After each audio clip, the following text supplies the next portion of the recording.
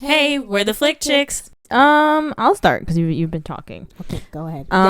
Okay. Well, as with all the movies, I feel like the one thing that I've noticed through all the movies is like I don't know why. Okay, this is a bad example, but like you know how people say like okay, I don't know how to explain this. This sounds like so off topic, but you know the Tarzan movie soundtrack. Sure.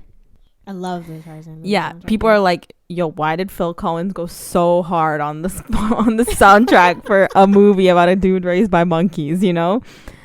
That is exactly how I feel about the cinematographer of these three movies.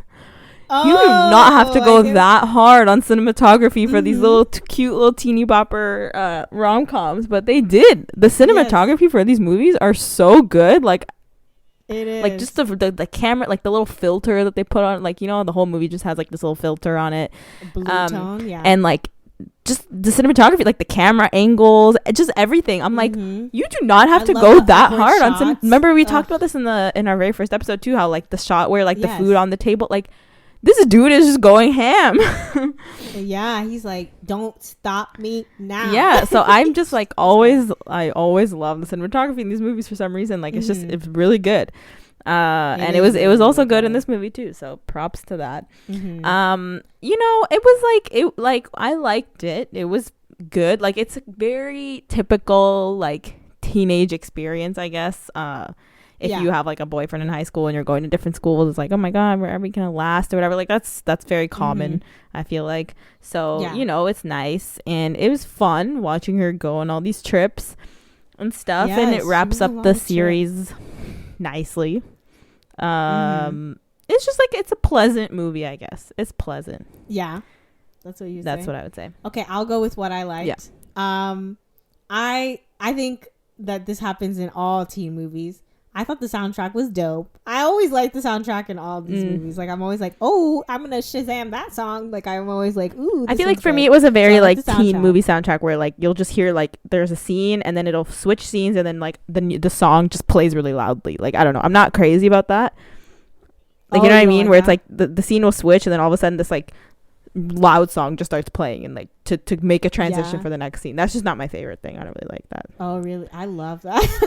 Yes, get me in the mood for the next scene. But you know, I understand that it's kind of cheesy, not very realistic. Yeah, but I like it. I think it's stylistic, so that's what I like about it.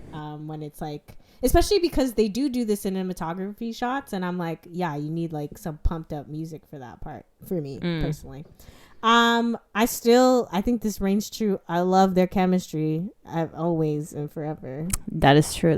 I think they really have like they're actually like a couple. I don't like. Yeah, like you can tell they're like, you know, they're in the movie. I guess you can tell their characters are like a couple. Like they definitely have that nailed exactly. Because I feel like in other movies you're kind of like, oh yeah, like I want you to be together, but it feels like, oh, two people who like each other, not necessarily like you guys are together. Like I feel, which is interesting because I saw an interview the other day. It was like, I don't know if it was an interview, but they did like a little video where like the actors like they had to write a letter to each other. Oh, I've seen people have been recommended. I haven't watched it though. Yeah, and like their letters are just like super deep. Like you like literally in Lana Condor, who plays Lara Jean's letter, she was like, every like look I've given you, every feeling or whatever has been real or whatever. Like people were literally like being like, is she actually in love with him? Bro, she has a boyfriend. Like, that's what's wild to me. That's what's confusing about it. So secure because I just like that's what's confusing about it. Because people were like, the way this letter sounds. Like, I didn't watch the part with his letter because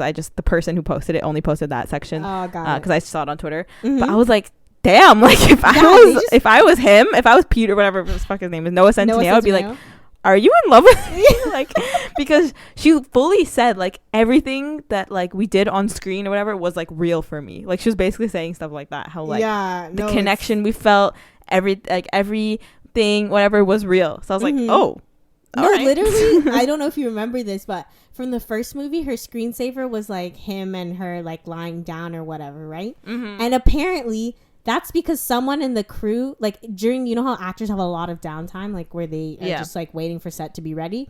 While set would be ready, they would literally like cuddle and sleep together. And one of the castmates, like crew person, took a picture and then they were like, oh, so cute. And they're like, oh, we should just put this in the movie. So I'm like, you guys are living Yeah, so like I mean I guess that's why they have kept, because the actors themselves I guess have some kind of platonic soulmate type of shit going on, I'm guessing. But I was just like, damn girl, like they have like, I read this on a review like for the first movie, someone said they have like this silent chemistry, and I feel like there's a lot of like, you don't need them to talk, it's just like, wow, these people, we like in each other. So I always like that, and I always feel like I'm like, this is a couple and I like them together, so that's one thing.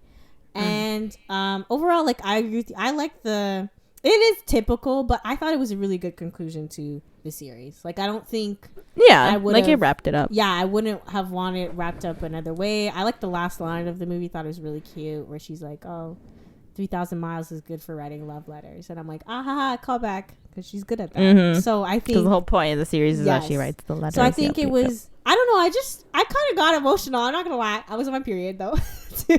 I'm like, I don't know, I was like, I'm glad that I was like literally alive. I don't know why I say that for things. Alive at the time where like this rom-com was a thing. Like, could you imagine? Yeah, like I've seen people saying like this is gonna be the new like classic rom-com like for this generation, and I 100% agree, because it's like the only really quality teen rom-com that's come out recently, I'm pretty sure. So, and I feel like, could you imagine like being like born around the time where rom-coms were like dead, like where you would have been like as most interested? I know we're not in high school anymore, but we're still like somewhat the target audience. But I can't imagine if I was like, I don't know, 26 or 27 watching this movie. Like it doesn't hit the same to me personally. So I'm like, oh, imagine back then when high school movies like died, kind of like, you know, because when we were in high school, there were not high school like good high school rom-coms coming out. That's for sure. Like in 2000, like 13, 14 ish, around that time, like I cannot think of a single high school rom-com movie from that time. It never came out around that time, like where we would have been most related to it. And like I just literally, like we were just watching like 10 Things I Hate About You, like those type of rom-coms. Like we had to go like backwards to different things, and a lot of them weren't even like, for example, I would watch She's the Man, and that's like a high school movie, but it's almost not centered around like, it's not so high school. Most of these movies have like a different thing. We just didn't have that around that time, so I feel like kind of like fortunate to get on the tail end of it. That's what I mean. To get that last part before I have to move on to like, I guess, adult rom-coms. Not that there was even like the one college rom-com that I can think of, which is Sydney White. Oh yes, yeah. But that's pretty much all we had, right? Yeah, that's literally it. So I feel like, I think it was, that's what I'm saying, like I think this is the new generation's like teen rom-com. It is, and I'm really happy for them, lucky them. That's like how I feel, and I'm like, that's kind of cool that we witnessed that. So that's what I liked about the movie. Oh, it's a burp, sorry. Are we going to talk about what we didn't like? I'm honestly going to say I don't think I have like problems with the movie. I think that no, I don't know. I didn't have too many issues, like not any big issues. I like in some parts I might have found it like a little bit slow, but maybe that was just because I was tired or like whatever. Just like in general, because I thought the movie was gonna be like a misunderstanding type of thing, where she was gonna keep up the lie that she's going to Stanford for the whole time. I was very grateful that was not the case, because that is the worst thing ever. When the whole movie's based on a misunderstanding, like I hate that so much. And like I was glad that they like actually communicated stuff. Like I just hate that in movies when they just don't talk to each other. I'm like, and a lot of the stuff, just when there was a problem or she felt something, she did bring it up pretty quickly. I like that was not like a because they've been dating. Like I hate when they do that with couples too, when they've been dating for a minute. Like these are kids, so like that's a little different. But sometimes they'll literally have adult couples not talk, and I'm like, how does this make sense? You've been dating for 2 years. Like no. Ugh. Yeah, exactly. So I'm glad about that. I think my main thing was just I didn't like it as much as the first one. Same as the second movie too. Like I just think the first one was like, it's really good. Amazing. And like it was all right. Do I think it's like the best movie ever? No, but like it was okay. Yeah. Like I just think for it was me it goes first. Movie is first place, then the third movie is second place. And I feel like the second movie is last place, because the second movie I was just, honestly, I don't even remember the second movie. Like I barely remember it. I just felt like it was like, I mean, I know a lot of people felt strongly about what's his face, John Ambrose. But I didn't like him. I wasn't really rooting for them or whatever. Like, even people who are like, oh, John Ambrose is the better guy. I'm like, okay, maybe you like him, but is he the right guy for Lara? Like, honestly, I barely remember the plot for the second movie. So I just felt like that one was ranking too. It was less. I also don't like the whole second leading man thing anymore. I feel like it's so overdone. Like, really. Yeah. Like, it's like the only sequel that could be made about a couple, like in a book, apparently, is when someone else has to be like, a new guy coming in. Exactly. So it's like to challenge because something has to challenge their relationship, I feel like or whatever. I literally feel like this is how I feel. Hot take. Maybe. Not really. They could have just done the first movie and the third movie. Like, you could have done like a duology kind of a thing. Yeah, like the second movie was kind of unnecessary. You could have just had like them together, and then you skip forward to them, like, you know, trying to figure out if high school, whatever. I feel like that would have been totally fine with me, and I would have. But I understand it was a book, and that's what happened in the book too.